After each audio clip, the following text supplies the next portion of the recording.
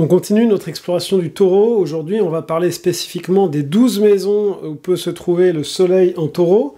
Les maisons, c'est quelque chose d'hyper important. Quand on commence l'astrologie, on a du mal à les intégrer parce qu'il y a une différence, il y a une subtilité par rapport aux signes. Et puis globalement, on a trop d'informations pour s'intéresser vraiment aux maisons.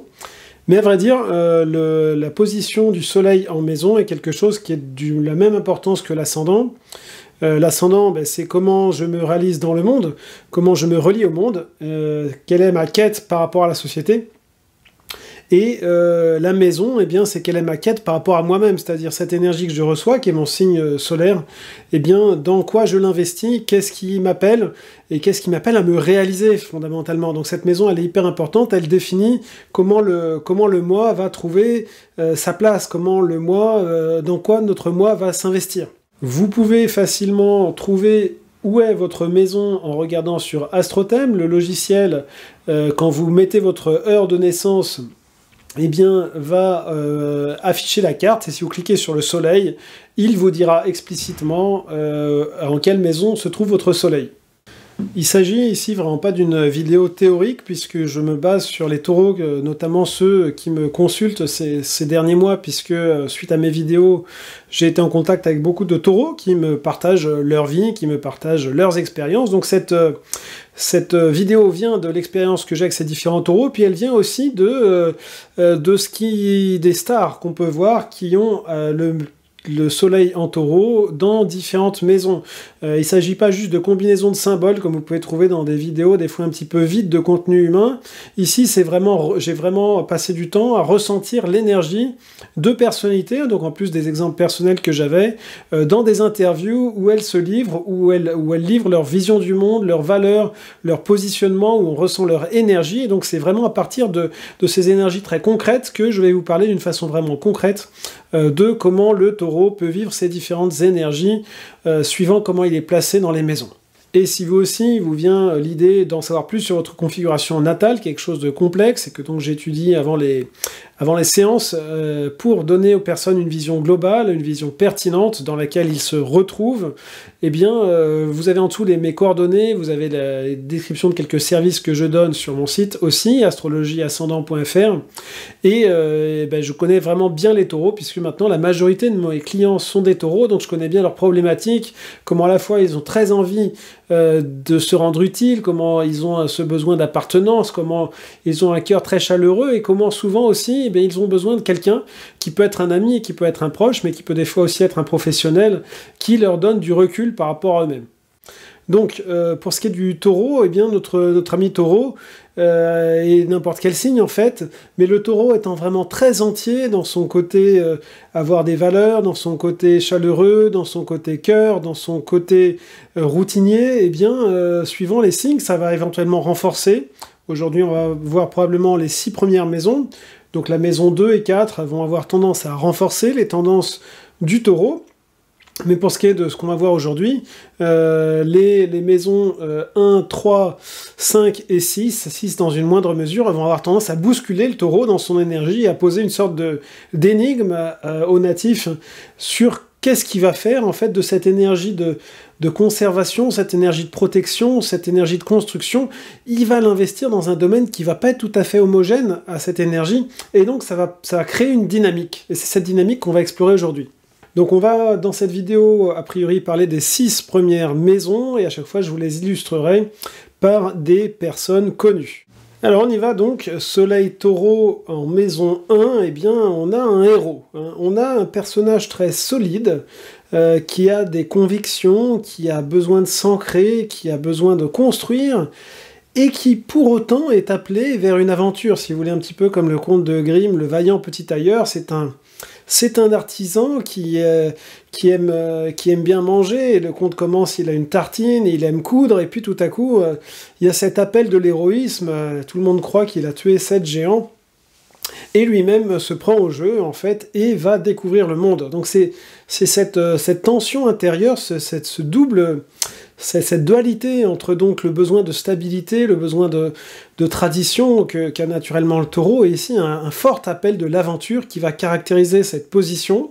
Ici, dans cette position taureau maison 1, on a un double appel vers l'estime de soi, vers la construction de soi, hein, puisque à la fois le taureau aime prendre du temps pour manifester à l'extérieur sa beauté, manifester à l'extérieur sa puissance, et la maison 1 va l'obliger à être dans son feu intérieur, dans son individualité, à prendre un rôle de leader, et donc il va être doublement appelé à construire, à se construire, mais d'une façon un petit peu différente. Le taureau, naturellement, ferait ça de façon très paisible.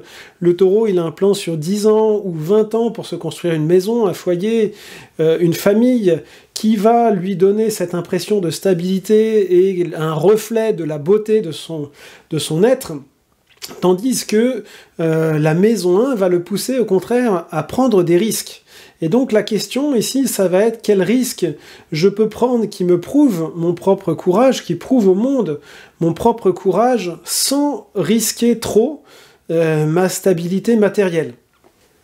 Et il se peut tout à fait que ce défi intérieur, cette expression de la vie qui pousserait le taureau à vraiment manifester son feu, hein, le taureau, on va le voir dans toutes les maisons, c'est une personne qui a vraiment des convictions, des valeurs et qui a envie de les manifester, mais suivant la maison, ces valeurs vont apparaître de façon différente. Dans la maison 1, c'est vraiment le héros qui va avoir envie de les défendre. Mais comme je vous disais, la vie peut elle-même créer les circonstances qui génèrent cette apparition du héros. Par exemple, dans L'Immensità, qui est un film avec Penelope Cruz. Alors Penelope Cruz, je vous en parle parce que justement, elle a cette position taureau en maison 1. Et bien ici, le défi, c'est simplement de se battre pour ses enfants, pour la liberté, pour que ses enfants puissent être reconnus par un père qui est absent, qui est violent, etc. Donc ça peut tout à fait être un combat très classique pour un papa ou une maman taureau, et bien de se battre pour la qualité de vie, pour l'avenir de ses enfants. Dans ce positionnement taureau maison 1, on aura un petit côté chevalier Jedi dans le sens de la convivialité du Jedi. George Lucas est un taureau maison 1 et on voit à la fois donc ce grand cœur du taureau dont je vous ai parlé dans les autres vidéos, qui est très inclusif. Vous pouvez avoir 3 tentacules ou 2 têtes, mais vous êtes bienvenus dans la galaxie. Hein, c'est un peu le code d'honneur des Jedi. Et en même temps, je vais me battre pour que, justement, il n'y ait pas des personnes qui soient mises en esclavage dans la galaxie. Et en même temps, dans ce positionnement taureau maison 1, ça va être important parce qu'on a beaucoup de force. Hein. Le taureau, déjà, il est très puissant. Avec la maison 1, il va se fixer des objectifs plus ambitieux, il va être plus direct dans ses approches. Donc là, c'est aussi important que ce taureau maison 1, il apprenne la voie du guerrier pacifique, c'est-à-dire à exprimer ce qu'il pense, et il va le penser avec beaucoup de force, avec toute la douceur qui est nécessaire pour que ça puisse être recevable pour l'autre. Donc en résumé, le taureau maison 1, eh bien c'est un taureau qui, un petit peu malgré lui, sera poussé à prendre des risques, et ça lui coûtera, mais quelque part, il sentira qu'il doit le faire. Et n'oublions jamais que pour le taureau, la motivation première, elle est toujours émotionnelle, elle est toujours relationnelle. Donc qu'est-ce qui va concilier en lui ce besoin de stabilité, ce besoin d'aventure? Eh bien, c'est l'amour pour les gens pour qui il va prendre les risques, en fait, qui va l'aider à dépasser sa zone de confort et à sentir que, eh bien, ça fait sens parce que ça nourrit une relation importante pour lui.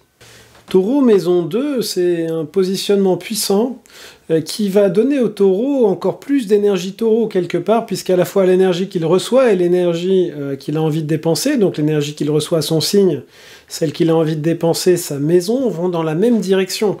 Et donc là, on va avoir une exacerbation de ce que c'est le taureau. Si le taureau est dans une autre maison que la maison 2, il y a un mélange qui se fait entre 2 types d'énergie, et du coup un certain équilibrage. Ici, avec le taureau maison 2, on va voir l'expression la plus pure de ce que peut être un taureau, et souvent un cœur qui va être tellement intense, c'est-à-dire il reçoit des énergies de cœur et il a envie d'aller vers cette direction, qu'il va facilement s'impliquer dans des causes pratiques. Des causes pratiques telles que nourrir les gens, ou la fraternité, la fraternité du cœur, donner de l'inclusivité pour tous. Pensez Che Guevara, Karl Marx, Renaud, le chanteur, des personnes qui ne vont pas supporter en fait le fait que certains n'aient pas la nécessité basique. Le cœur du taureau va vibrer au maximum dans cette position, et très facilement, il va donc s'impliquer de façon très concrète dans les besoins des personnes qu'il ressent autour de lui. Donc Taureau, maison 2, voilà, va y avoir cette implication très, très généreuse et très directe pour les personnes autour de soi, et puis en même temps, il va y avoir quand même un besoin de sécurité matérielle qui va être quasiment le plus fort, ou probablement même le plus fort du zodiaque, que les personnes peuvent vivre. Ça dépend de l'ensemble de la configuration, hein. Si vous avez par exemple beaucoup de Gémeaux, beaucoup de Sagittaires, ça peut diminuer ou même presque annuler ce besoin, hein. J'ai des clients qui sont comme ça. Mais donc, de façon générale quand même, la question de l'argent va être assez centrale, en plus de celle des valeurs que j'ai déjà évoquées, qui est quand même le sens profond de la maison 2. Celui de l'argent, des changements, des variations dans l'argent va pouvoir se poser vraiment comme une question existentielle de c'est vrai que j'ai besoin de subvenir aux besoins de ma famille, c'est vrai que j'ai besoin d'assurer le futur, mais est-ce que ça doit être ça vraiment mon critère de décision, ou est-ce que je peux voilà, me contenter de vivre au jour le jour? Est-ce que je peux faire confiance dans la vie? Est-ce que je peux faire confiance dans les processus de l'amour? Est-ce que je peux prendre des risques? Ou est-ce que je dois vraiment contrôler les choses? Et si ce taureau en maison 2 va trop dans la direction du contrôle, eh bien il va prendre des décisions qui vont relever de la peur du coup, et qu'il regrettera, car son cœur avait envie de plus aussi. Avec le soleil en maison 2, taureau, eh bien on va avoir une grosse créativité, des personnes qui peuvent être vraiment excellentes aussi dans des domaines artistiques, créer une musique, créer une décoration, créer des choses avec leurs mains, va y avoir quelque chose de tout à fait excellent ici. Et puis aussi une excellence dans tout ce qui est la convivialité. Pensez George Clooney par exemple, où vraiment la blague sympathique, la blague légère, la blague qui met une bonne ambiance ne va jamais être très loin avec ça. Ce qui peut être plus compliqué aussi, c'est pour ce signe de rentrer dans la spiritualité. À partir du moment où il y sera, eh bien, il y sera de façon stable, comme le taureau maison 2 peut l'être, mais c'est vrai que pour rentrer dedans, pour rentrer dans des choses immatérielles ou intangibles, eh bien, ça pourra demander peut-être plus d'efforts, demander de rencontrer les bonnes personnes, les personnes inspirantes, les personnes dont le cœur brille pour ça. Et là encore, eh bien, le chemin pour notre ami taureau passera par les relations, passera par l'amour, passera par se sentir inspiré dans l'échange convivial avec l'autre pour rentrer dans des choses invisibles que le taureau eh bien, aura la capacité, et ce taureau maison 2 va avoir la capacité de rendre concrètes les idées spirituelles. Taureau maison 2, évidemment, ce sera également quelqu'un d'extraordinairement présent pour ses amis, pour ses proches, quelqu'un d'extraordinairement travailleur à l'extérieur, et quelqu'un d'extraordinairement festif, ludique, capable de créer une ambiance aussi à la maison. Taureau maison 3, alors ici c'est assez amusant, on aura une sorte d'enfant, enfin un personnage très ancré dans les réalités concrètes, dans les réalités pratiques, dans les besoins des gens, et en même temps qui semblera voler un petit peu à travers ça, communiquer, avoir une légèreté, avoir quelque chose de pétillant. Pensez à Bono, le chanteur du groupe U2, quelqu'un qui va parler de réalité politique, de réalité matérielle, de besoins vraiment basiques de l'homme, mais sur un mode léger, sur un mode amical, et qui va vivre ses réalités, mais sur un mode beaucoup plus de la communication. Taureau, maison 3, c'est l'une des 3 maisons aériennes, hein. La maison 3, la maison 7, la maison 11 sont des maisons dans lesquelles l'individu cherche à comprendre les choses, et ici le taureau va donc sortir un petit peu de ses traditions, sortir de ses idées fixes, pour aller explorer à gauche, à droite, qu'est-ce qui se passe, c'est quoi la liberté individuelle, qu'est-ce que c'est que tout le temps se poser des questions. Donc ce côté enfantin va à la fois donner un taureau très jeune, et puis un taureau qui lui-même va mettre, disons, la maturité, va pousser notre taureau à chercher la liberté au-delà de ce qui en général rassure le taureau, mais plus de l'ordre d'une liberté intérieure, d'une liberté de surfer entre des idées un petit peu contradictoires.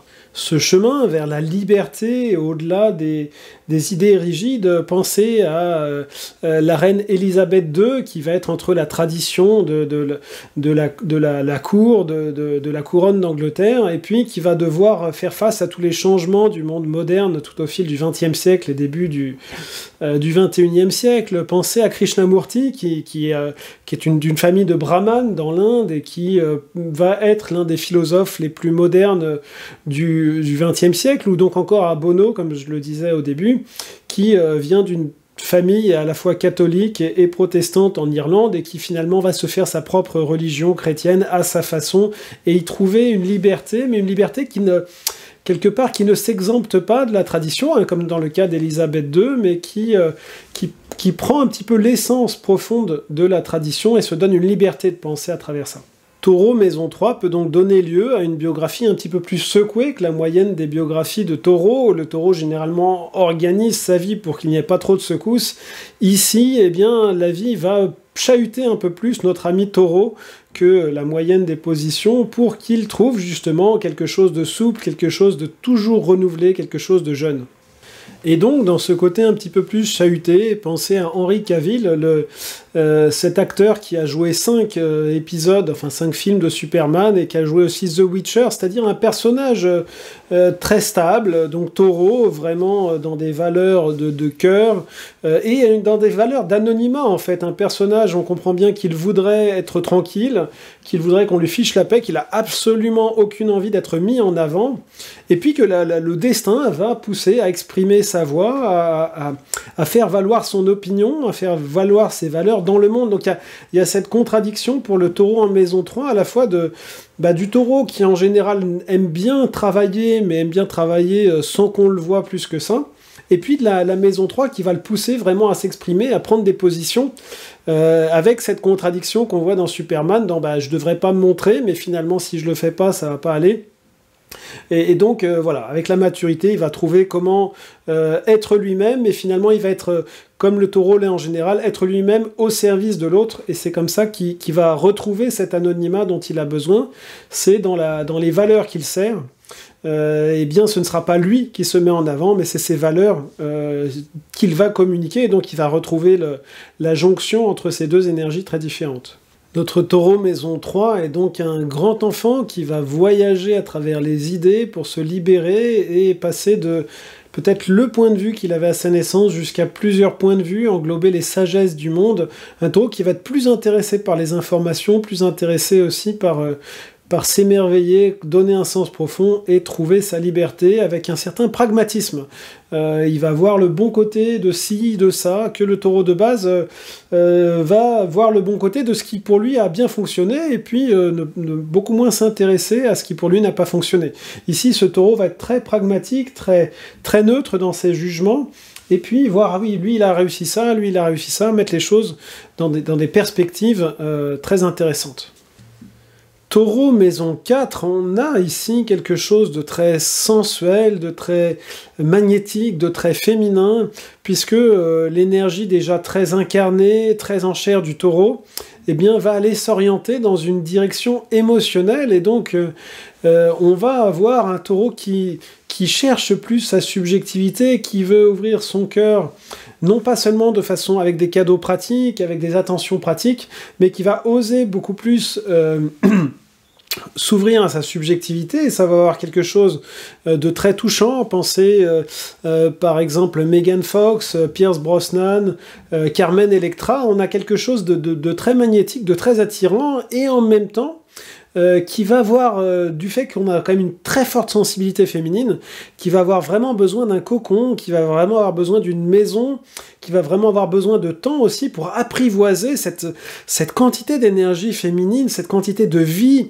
mais en plus une vie qui est subjective. Donc le Taureau va recevoir toute la quantité d'instinct, de passion qui est naturelle au Taureau, et tout ça, il va avoir envie de l'exprimer dans des émotions, donc il y a un côté un petit peu submergent pour lui, qui va lui demander donc de vraiment créer un environnement familial, amical, professionnel, dans lequel il va pouvoir se sentir sécure et explorer cette subjectivité.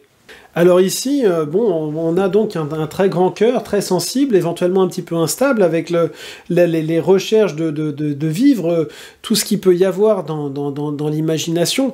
Et le risque, eh bien, c'est de compenser ça avec des choses matérielles. Par exemple, ça pourrait être un taureau qui devient un peu gourmand, le taureau maison 4, parce que c'est compliqué de vivre autant d'émotions, de vivre avec autant de subjectivité les choses, de s'impliquer autant émotionnellement dans les choses. Et donc, il pourrait compenser par des choses matérielles ici. Donc ici, dans cette position taureau maison 4, le besoin de trouver ses racines, le besoin de trouver son identité spirituelle, vous savez, la maison 4, c'est aussi notre identité profonde, c'est notre légende personnelle, on pourrait dire. Donc ce taureau, il cherche sa légende personnelle à travers son appartenance, à travers son clan, à travers sa famille. Et donc ici, plus qu'ailleurs, ça va se justifier pour le taureau de donner de l'importance à sa famille. Généralement, le taureau a tendance peut-être un peu à survaloriser ça, globalement. Moi, je vous dis ça en tant que Sagittaire, qui est plus détaché, plus intense, plus dans l'aventure. C'est juste pour un taureau de façon générale, mais là, ça va être encore plus juste pour le taureau de s'occuper de sa famille et d'y être présent. Et dans cette position taureau maison 4, eh bien, le taureau va avoir une porte d'entrée très intéressante vers son monde intérieur, donc puisqu'il va rechercher l'intensité émotionnelle, il va rechercher le lien profond et stable avec les autres de la maison 4, rechercher donc son appartenance profonde, sa position, comment il peut rendre service aux gens autour de lui. Et à travers ça aussi, à travers toute cette expression et cette recherche subjective, eh bien, il va avoir la possibilité de se connecter à sa spiritualité par l'intuition de la maison 4, la sensibilité, auquel il va être plus sensible. Regardez par exemple les interviews de Megan Fox, elle y accorde beaucoup d'importance.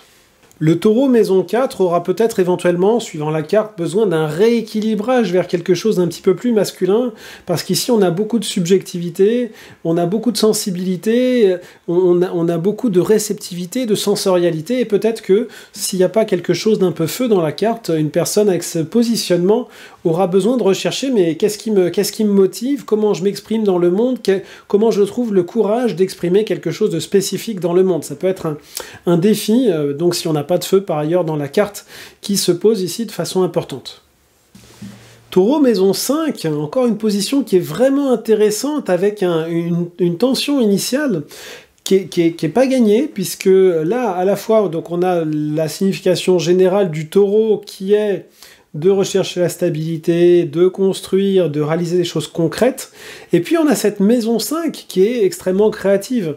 On dit que Léonard de Vinci avait cette position de taureau maison 5. Bon, c'est un peu ancien pour qu'on en soit tout à fait sûr, mais c'est vrai qu'il donne dans ses réalisations, dans sa personnalité, cette impression. Et donc le taureau maison 5, il a cette énergie de Virginie Efira qui est à la fois très portée vers l'extérieur. J'ai envie de briller, j'ai envie qu'on me remarque, j'ai envie d'être différent. Et puis, en même temps, j'ai envie d'appartenir, j'ai envie d'être normal, j'ai envie de faire partie du groupe. Voilà, si on avait de la pure énergie maison 5, eh bien, il y aurait ce besoin de reconnaissance du groupe, mais ce besoin, disons, de reconnaissance de la créativité, plus qu'un besoin d'appartenance. Ici, notre taureau maison 5, il va avoir envie de briller, mais paradoxalement, ce brillement à l'extérieur doit être inclusif, c'est-à-dire que par ma façon de briller dans le monde, je dois montrer en fait que j'appartiens, je dois montrer ce que tout le monde a en fait. Hein. Donc le taureau va vouloir montrer à l'extérieur la normalité, va vouloir montrer à l'extérieur ce qui est beau en fait, de façon générale dans chacun.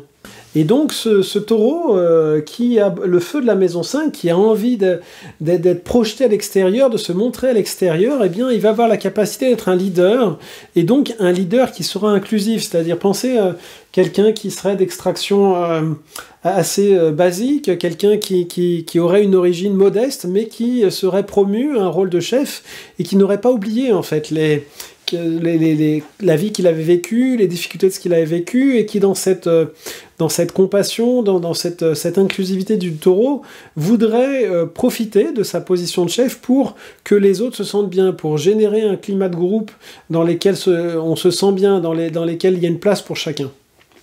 Donc là encore, comme toujours, un taureau qui va se battre pour des valeurs, évidemment, suivant les taureaux en maison, le taureau en maison 4 va se battre pour des valeurs familiales, va se battre pour sa famille. Ici, taureau maison 5, eh bien, c'est par exemple Lénine, c'est par exemple Malcolm X, des personnes qui vont utiliser cette direction de feu pour inspirer les autres à plus d'égalité, pour inspirer les autres à faire valoir leurs besoins authentiques.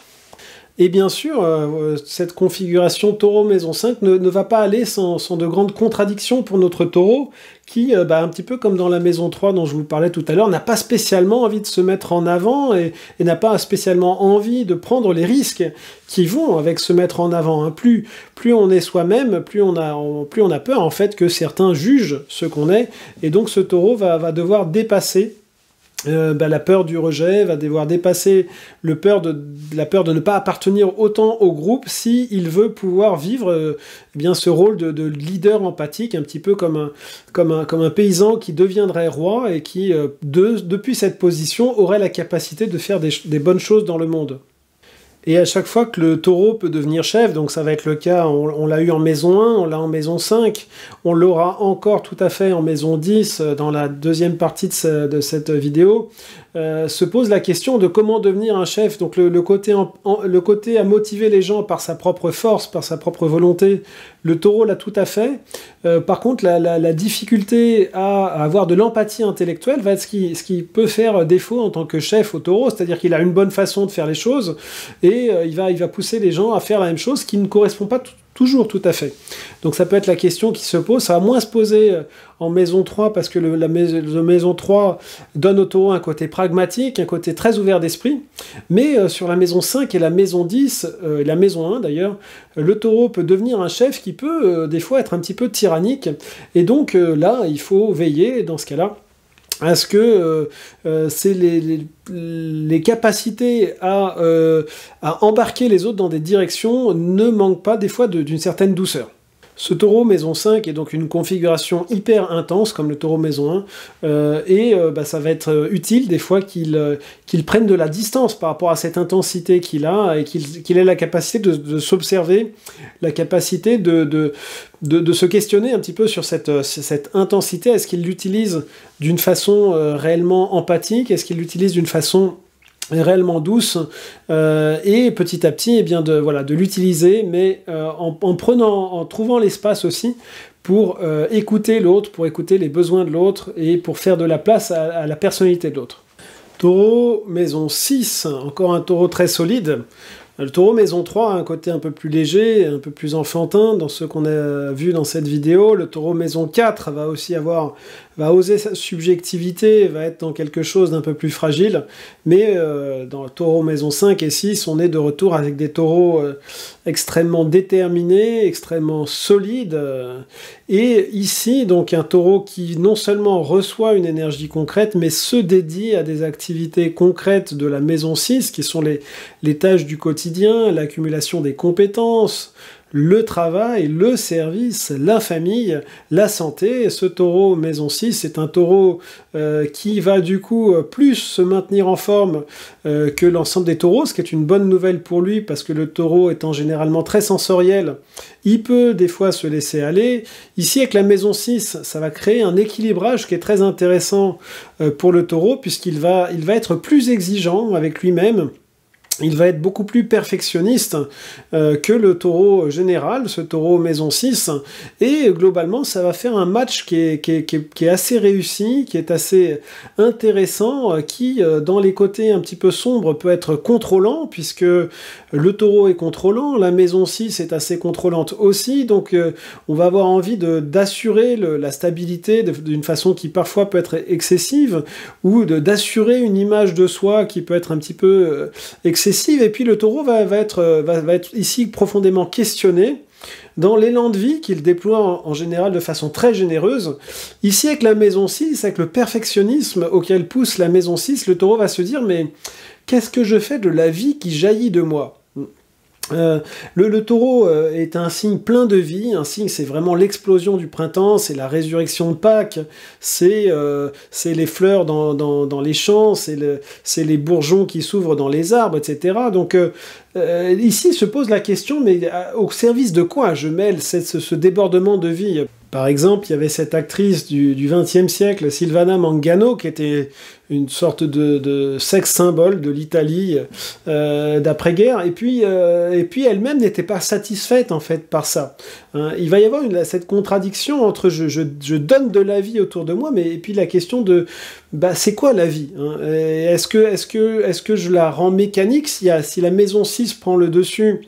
Cette vie, elle va être un petit peu dans un corset trop étroit, et puis si le côté taureau s'exprime trop, la maison 6 va dire mais c'est complètement désordonné ici. Hein, donc Silvana Mangano, elle avait cette idée de pas justement être un sexe symbole, mais plutôt de montrer une maîtrise de soi, de montrer ce que peut être une femme indépendante. Hein, donc pour notre taureau maison 6, la question entre la vie et la structure va vraiment être centrale, comme par exemple chez Ariel Dombal, qui à la fois va chercher la vie à travers le côté financier, c'est une investisseuse, elle est aux côtés de Bernard-Henri Lévy, qui est un homme puissant, et en même temps c'est une personne très exigeante avec elle-même, qui avait pour idole Barbie dans sa jeunesse quand elle était au Mexique. Voilà, donc... Et à l'inverse, on peut avoir des taureaux maison 6 qui se révoltent contre ce côté organisé. Et donc, si c'est le taureau qui l'emporte sur la maison 6, ça peut donner quelque chose de l'ordre de Mélanie Martinez qui va dénoncer le côté mécanique, le côté d'enfermement des enfants et dire, non, en fait, la maison 6, c'est bien, mais il faut garder avant tout l'élan de vie. Et c'est d'ailleurs un thème assez général ici qui va se poser de qu'est-ce qu'on fait du contrôle, comme je l'avais indiqué, il me semble, pour la maison 2, quelle place j'accorde à la sécurité dans les relations, quel risque je suis prêt à prendre dans les relations. Il n'y a pas d'amour véritable si à un moment on ne prend pas de risque, si on n'est pas prêt à perdre quelque chose pour l'autre. Et ici, ça va être une question qui va être éventuellement assez déchirante pour notre taureau en maison 6. Est-ce que je suis prêt à ouvrir mon cœur? Est-ce que je suis prêt à prendre des risques, parfois financiers, pour des relations amoureuses, pour exprimer mes valeurs? Et là encore, si le taureau reste purement dans le contrôle, il va passer à côté de certaines opportunités, il va passer à côté de l'expression d'une partie de son amour. Et donc, il va devoir apprendre à trouver une sécurité dans l'inconfort et dans l'incertitude qui font partie de la vie. Et c'est donc par l'expérience que notre taureau maison 6 va savoir comment placer le curseur, mais aussi par un travail sur soi où il va lâcher un peu prise sur son besoin de contrôle. Mais je pense que avec cette position, à moins qu'il y ait du feu par ailleurs dans la carte qui donne du courage à notre taureau ici, eh bien il va se prendre en fait des retours de la vie dans lesquels son cœur va pouvoir être brisé par trop de contrôle qui va faire fuir l'autre ou ne va pas donner la place à l'autre, qui va donner place à des drames et qui va l'obliger ici à s'assouplir et finalement vraiment à lâcher prise et à laisser de nouveau place à la vie et à l'amour.